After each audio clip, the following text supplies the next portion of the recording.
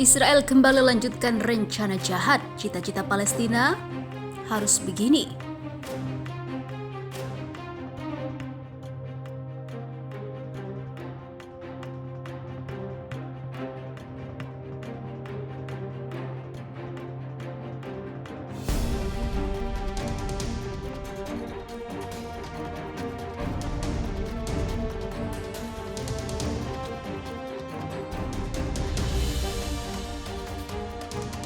Perdana Menteri Israel Benjamin Netanyahu memerintahkan rencana pembangunan 800 rumah untuk umat Yahudi di daerah pendudukan tepi barat agar dilanjutkan. Instruksi itu telah diperkirakan oleh banyak pihak, khususnya menjelang pelantikan Presiden terpilih Amerika Serikat Joe Biden pada 20 Januari 2021. Berbeda dengan Presiden Donald Trump, Biden cukup vokal dalam mengkritik pembangunan rumah ilegal di tepi barat. Perdana Menteri memerintahkan pembangunan ratusan rumah di Judea dan juga Samaria kembali dilanjutkan, kata kantor Perdana Menteri Israel melalui pernyataan tertulisnya. Judea dan Samaria merupakan nama lain tepi barat yang disebut Alkitab. Pemerintah Israel menyebut 800 rumah akan dibangun di kompleks pemukiman Beit El Talmanashe, Rehelim, Shafei, Shomron, Barkan, Karnei Shomron, dan juga Gifat Shef. Namun kantor Perdana Menteri tidak menyebut tanggal pembangunannya. Warga Palestina mengutuk aktivitas pembangunan perumahan yang dilakukan oleh Israel di daerah pendudukan. Israel merampas tanah di tepi barat setelah perang melawan negara-negara Arab pada tahun 1967. Rencana pembangunan itu dianggap Palestina dapat menghambat perjuangan Palestina yang ingin menjadikan tepi barat jalur Gaza dan Yerusalem Timur sebagai bagian dari wilayah negara yang ingin dibentuknya. Sebagian besar negara di dunia menyebut pembangunan rumah di daerah pendudukan itu ilegal. Israel kerap menggunakan ayat-ayat di kitab suci, dokumen sejarah dan juga peristiwa politik untuk membenarkan pendudukan di tepi barat yang saat ini dihuni oleh 440.000 warga Israel dan 3 juta warga Palestina. Hamas kecam keras Dubes Amerika Serikat serukan bangun rumah Israel. Hamas mengecam pernyataan yang dikeluarkan oleh Duta Besar Amerika Serikat untuk Israel David Friedman pada Kamis lalu. Dubes Amerika Serikat itu meminta Tel Aviv untuk meningkatkan kecepatan pembangunan pemukiman di wilayah pendudukan. Friedman mengonfirmasi pendekatan Amerika Serikat yang mendukung musuh Zionis melawan rakyat Palestina, ujar anggota kantor hubungan internasional Hamas Bassem Naim dalam sebuah pernyataan dikutip laman Middle East Monitor. Friedman adalah duta besar negara kuat yang mengharuskannya untuk mematuhi hukum internasional dan menolak penyelesaian karena itu merupakan pelanggaran hukum internasional, ujar Naim. Naim menuduh duta besar Amerika Serikat mendorong munculnya lebih banyak kekacauan dan ketidakstabilan dan memperkuat hukum rimba. Pernyataan Friedman merupakan pelanggaran langsung terhadap hak-hak yang tidak dapat dicabut dari rakyat kami, ujarnya. Pada Senin sebelumnya, TV7 Israel News melaporkan bahwa Friedman meminta Israel mempercepat pembangunan pemukiman di tepi barat sebagai tanggapan atas sebuah tragedi di sebuah pemukiman di Jenin. Hal itu ia katakan juga bertepatan dalam kunjungan ke keluarga seorang pemukim.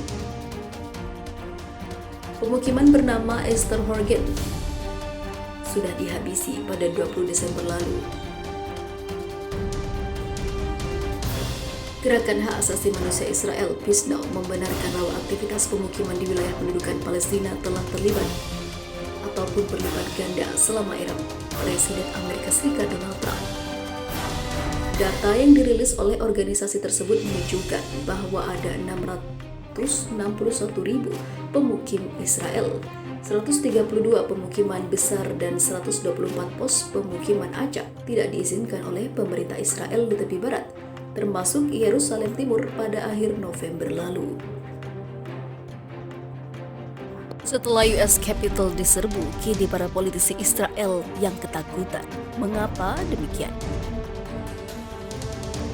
Setelah gedung US Capitol diserbu para pendukung Presiden Amerika Serikat Donald Trump, kini Israel merasa ketakutan. Para pejabat Israel dan sejumlah partai politik mengkritik Perdana Menteri Benjamin Netanyahu karena tidak mengomentari peristiwa yang terjadi di gedung Kongres Amerika Serikat tersebut. Mereka pun khawatir penyerbuan semacam itu dapat terjadi di Israel dengan kondisi politik sekarang. Anggota Parlemen Israel, Knesset Orna Barbifai, menyatakan Netanyahu harus menghubungi temannya Donald Trump untuk memberitahu bahwa adegan ini tidak akan ditiru di Israel. Apa yang terjadi di Washington bisa terjadi di Israel sehari setelah pemilu karena Netanyahu melanjutkan hasutannya melawan pengadilan, papar anggota Knesset Eli Avidar. Anggota Knesset Ofer Selah menambahi, apa yang terjadi di Amerika Serikat meskipun merupakan negara demokrasi terkuat dan paling menonjol menunjukkan bahwa satu orang dapat merusak fondasi satu negara. Oleh karena itu, kita harus melindungi sistem demokrasi di Israel sebelum terlambat.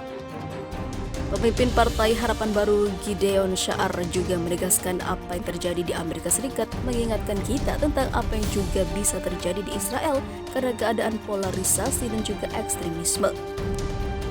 Penolakan Netanyahu untuk mengomentari gangguan yang menjijikan di Washington tidak datang secara kebetulan, karena dia pikir dia lebih penting daripada negara, ujar anggota Knesset Ron Huldai.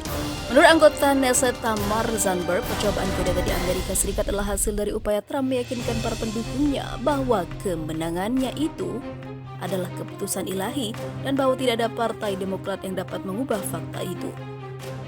Sayangnya, banyak partai sayap kanan percaya bahwa demokrasi bekerja hanya dengan satu cara. Oleh karena itu, saya berharap ini tidak akan terjadi di Israel, tapi saya tidak dapat menjanjikan itu.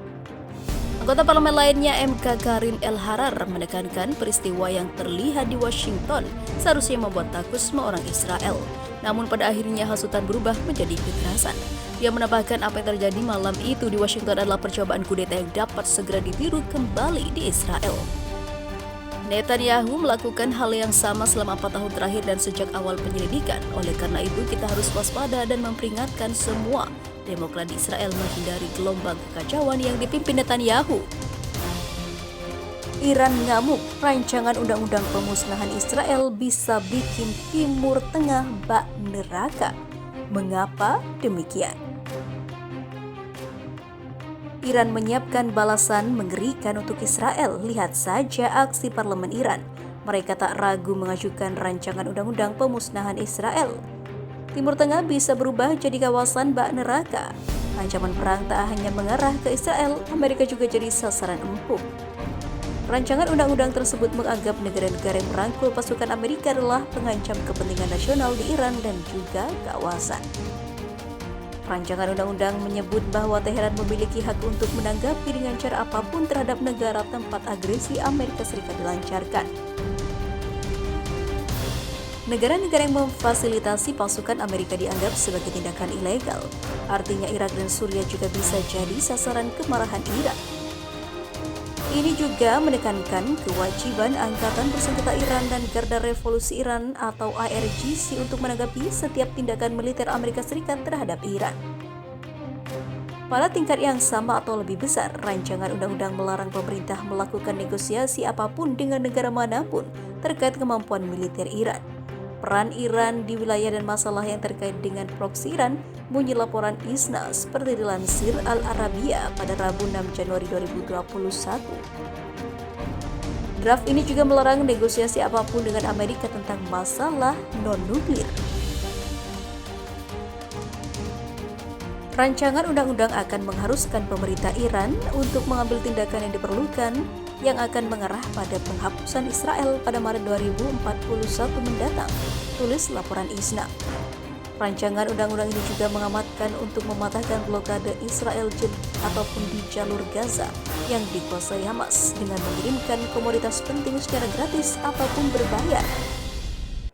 Dengan gambaran seperti ini, rancangan undang-undang ini diprediksi bakal membuat kawasan Timur Tengah seperti neraka. Akan ada gejolak besar yang banyak menimbulkan hal-hal yang tidak terduga.